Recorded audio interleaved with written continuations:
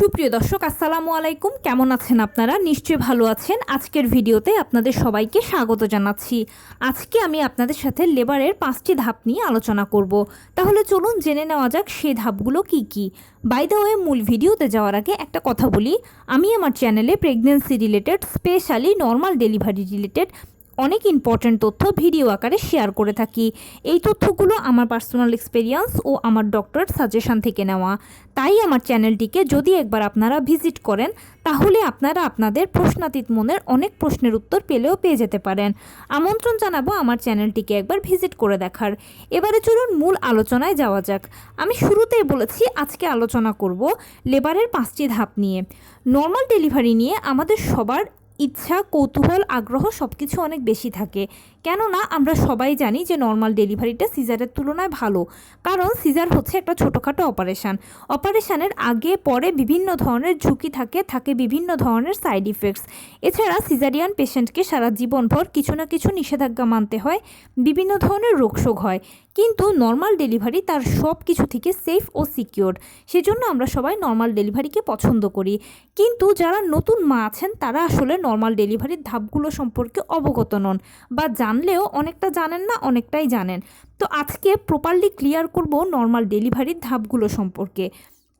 Normal ডেলিভারির প্রথম ধাপ হচ্ছে আপনার পিরিয়ড হবে, একদম সহজ বাংলা কথায়। এক্ষেত্রে দেখবেন যে নর্মাল ডেলিভারিতে 37 থেকে 40 সপ্তাহ, নবম মাসের 37 থেকে 40 সপ্তাহ হচ্ছে নর্মাল ডেলিভারির আদর্শ সময়। এই সময়ের মধ্যেই কিন্তু আপনার নর্মাল ডেলিভারি যদি হওয়ার হয় তাহলে সব প্রক্রিয়াগুলো শুরু হয়ে যাবে। আর প্রথম ধাপটাই হচ্ছে থকথকে থোকা থোকা আঠালো জেলির মতো স্রাব যাবে আপনার, উজ্জ্বল সাদা বর্ণের। এই স্রাবটা একেবারে জেলির মতো আঠালো স্রাব, এটাই হচ্ছে নর্মাল ডেলিভারির প্রথম ধাপ। তবে কারো কারো ক্ষেত্রে দেখা যায় যে শুধু স্রাব যায়, আবার কারো কারো ক্ষেত্রে দেখা যায় এই স্রাবের সাথে রক্ত মিশ্রিত যায়। তবে সেই রক্তের রঙটা কখনোই লাল হবে না, হালকা বাদামি বা হালকা গোলাপি রঙের হবে, একদম পিরিয়ডের প্রথম দিনের মতো। এবং আপনার ফিলিংসটাও হবে যে আপনার পিরিয়ড হয়ে গেছে। আপনি হয়তো একটু অবাক হতে পারেন বা একটু ভয় লাগতে পারে যে আমার হঠাৎ পিরিয়ডটা শুরু হলো কেন। এটা পিরিয়ড শুরু হয়েছে, তার মানে আপনার নর্মাল ডেলিভারি প্রক্রিয়াও শুরু হয়ে গেছে। এখানে একটা মনে প্রশ্ন আসতে পারে অনেকের যে আমার তো প্রথম থেকেই স্রাব যায়। দেখুন, প্রথম থেকে একেবারে 9 মাস পর্যন্তও কিন্তু নর্মালি স্রাব যায়। এই স্রাবগুলো একদম স্বাভাবিক, সবারই যায়, অল্প বেশি বিভিন্ন রকমের।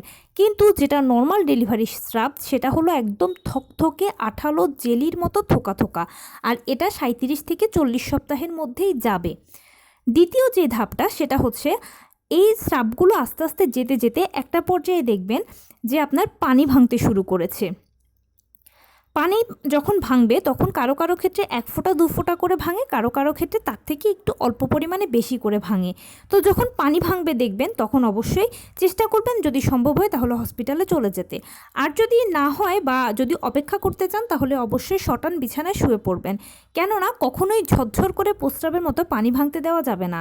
যদি প্রস্রাবের মতো ঝরঝর করে পানি ভাঙে তাহলে 1 সেকেন্ডও দেরি না করে দ্রুত হসপিটালে যাবেন। এর কারণ হচ্ছে আপনার সব অ্যামনিওটিক ফ্লুইড বা গর্ভের পানিগুলো একসাথে বেরিয়ে যাচ্ছে, আর সব পানিগুলো যদি একসাথে বেরিয়ে যায় তাহলে কিন্তু বাচ্চা গর্ভের ভেতর শুকিয়ে মারা যাবে। এটা করতে দেওয়া যাবে না।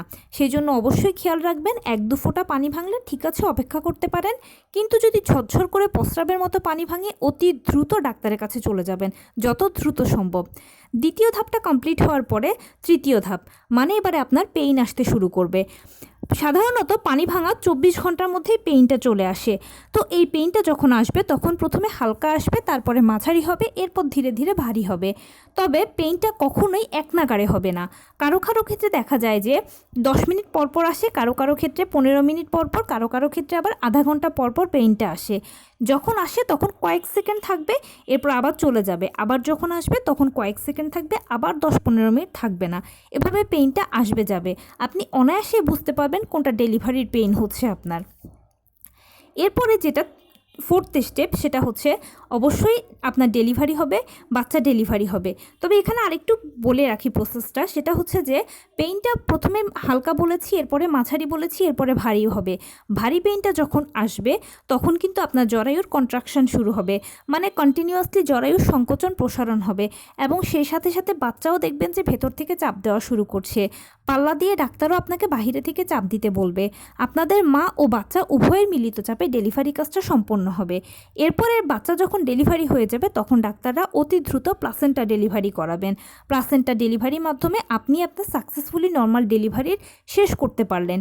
কিন্তু এখানেই শেষ নয়, আরও একটা ধাপ আছে এবং সেটা হচ্ছে সবচেয়ে গুরুত্বপূর্ণ ধাপ। আর এই ধাপটাকে বলা হয় পোস্টপার্টাম হ্যামারেজ। মানে যাদের সেলাইয়ের প্রয়োজন হয় তারা এই ধাপে যান, আর যাদের সেলাইয়ের প্রয়োজন হয় না তারা এই ধাপে যান না। অনেকের নর্মাল ডেলিভারিতে সাইড কাটার প্রয়োজন হয় না। যদি না হয় তাহলে তো ভালোই, আপনি কয়েক ঘন্টার মধ্যে বাড়ি চলে আসতে পারলেন বাচ্চাকে কোলে নিয়ে। কিন্তু যাদের সাইড কাটার প্রয়োজন হয় তাদের কিন্তু সেলাই দেওয়া হয়। আর সেলাই দেওয়ার পরে এই স্টেজটা মানে পঞ্চম ধাপটা খুব গুরুত্বপূর্ণ। কেননা সেলাই ঠিকঠাক মতো বসেছে কিনা, আপনি হাঁটাচলা করতে পারছেন কিনা সেলাইকে নিয়ে, এছাড়া টয়লেট বাথরুম করাটা সবথেকে গুরুত্বপূর্ণ। সেজন্য সবথেকে উচিত কাজ হবে আপনি একদিন হসপিটালে থাকাটা। যদি একদিন ডাক্তারদের অবজারভেশনে থাকেন তাহলে আপনার আর সেলাই ছিঁড়ে যাওয়া, ফেটে যাওয়ার কোনো চান্স থাকবে না। আপনি অনায়াসে টয়লেট বাথরুম করতে পারছেন কিনা, হাঁটতে পারছেন কিনা সব কিছুই ডাক্তাররা দেখবেন এবং আপনার যদি কোনো কিছু ভুল থাকে তাহলে সেটা ধরিয়ে দেবে, বা ডাক্তারদের যদি কোনো সমস্যা হয় সেটাও ডাক্তাররা দেখতে পাবে, সেভাবে রিকভার করা যাবে। কিন্তু অনেকে করেন কি, এ সময় বাসায় চলে আসেন, আর বাসায় চলে আসলেও ডাক্তাররা বিভিন্ন ধরনের নিষেধাজ্ঞা দেয়। খুব বেশি কঠিন নিষেধাজ্ঞা নয়, যেমন আপনি টয়লেট বাথরুম ব্যবহার করতে অবশ্যই হাই কমেট ব্যবহার করবেন, একটু চেপে ব্যবহার করবেন, ঠান্ডা পানি ব্যবহার করবেন, কোনো ক্রমেই জীবাণুনাশক বা গরম পানি ব্যবহার করবেন না, সবজি, তরকারি, মাছ, লেবু এই টাইপের খাবারগুলো খাবেন, তাহলে আপনার শরীরটা নরম থাকবে। টয়লেট বাথরুম করার সময় খুব বেশি চাপ দিতে হবে না। ভিটামিন সি সমৃদ্ধ খাবার, স্পেশালি লেবুটা বেশি বেশি করে খেতে বলা হয়। এই টুকটাক নিষেধাজ্ঞা দেয়, আর 1.5 মাস সহবাস করতে পারবেন না, এগুলোই বলা হয়। এবং যেই অ্যান্টিবায়োটিকগুলো প্রোভাইড করা হয় সেগুলো নিয়মিত খেতে বলা হয়। অনেকে করেন কি যে এই জিনিসটাকে খুব হেলাফেলাভাবে নেন, ভাবেন ঠিক আছে হয়ে গেছে তো ডেলিভারি, এখন আর কোনো অসুবিধা নেই, শুকিয়ে যাবে সেলাই, অ্যান্টিবায়োটিক তো খাচ্ছি, যেন তেনভাবে ব্যবহার করেন, যত্রতত্রভাবে চলেন, তখন সেক্ষেত্রে সেলাইটা ফেটে যায় কিংবা সেলাইটা ছিঁড়ে যায়। আর এটাই হচ্ছে পোস্টপার্টাম হ্যামারেজ। যদি একবার সেলাইটা ছিঁড়ে যায় বা ফেটে যায় তখন কিন্তু আপনার ক্ষতি হবে। ক্ষতিটা হচ্ছে যে আবার পরবর্তীতে সেলাই দেওয়া হবে, কিন্তু তবুও একটা কাপড়কে যখন আপনি একবার সেলাই করলেন, পরবর্তীতে সেলাইয়ের জায়গাটা ছিঁড়ে গেল, আবার পাশে সেলাই দিলেন, বুঝুন ব্যাপারটা কেমন। এখানেও ব্যাপারটা ঠিক একই রকম। সেজন্য বুদ্ধিমানের কাজ হচ্ছে একদিন যদি হসপিটালে থাকেন তাহলে খুব ভালো, আর যদি আপনার সেটার সুযোগ না হয় তাহলে বাসায় যদি আসেন তাহলে খুব সাবধানে কেয়ারফুলি 7-8 দিন ইউজ করবেন, চলবেন, দেখবেন ইনশাল্লাহ কোনো অসুবিধা হবে না। এই 5টি ধাপই হচ্ছে নর্মাল ডেলিভারির ধাপ, নর্মাল লেবারের ধাপ। আর এক একটা ধাপ শেষ হওয়ার পরে এক একটা ধাপ শুরু হয়, শেষ হয়। প্রতিটি ধাপই কিন্তু প্রাকৃতিকভাবে শুরু হয়, প্রাকৃতিকভাবে শেষ হবে। যেহেতু নর্মাল ডেলিভারিটা একটা প্রাকৃতিক পদ্ধতি, কোনোভাবে ডাক্তার দিয়ে জোর করে ওষুধ দিয়ে কিন্তু ধাপগুলো ঘটানো সম্ভব নয়। এগুলো প্রাকৃতিকভাবে একটার পর একটা ঘটবে। এমনকি নর্মাল ডেলিভারিটা কিন্তু খুবই ভালো, সারা জীবনভরই আপনি ভালো থাকবেন। শুধু যদি সেলাইয়ের প্রয়োজন হয়, একটু 7-8 দিন সাবধানে যদি চলেন তাহলে আর কোনো সমস্যা হবে না। অনেকে নতুন মায়েদের সিজার নিয়ে একটু জানতে ইচ্ছে হয়। সিজারের ক্ষেত্রে এমন কোনো ধাপ নেই, আপনি ডাক্তার বলে দেবে যে কখন, কোন দিন, কোন সময় সিজার হবে। এরপরে জাস্ট সিজারের টেবিলে যাওয়ার পরে আপনাকে অ্যানেস্থেসিয়া দেওয়া হবে, এরপরে সিজারটা হয়ে যাবে, মানে অপারেশনটা হয়ে যাবে, বাচ্চা বের হবে, প্লাসেন্টা বের হবে, সেলাই দিয়ে দেওয়া হবে।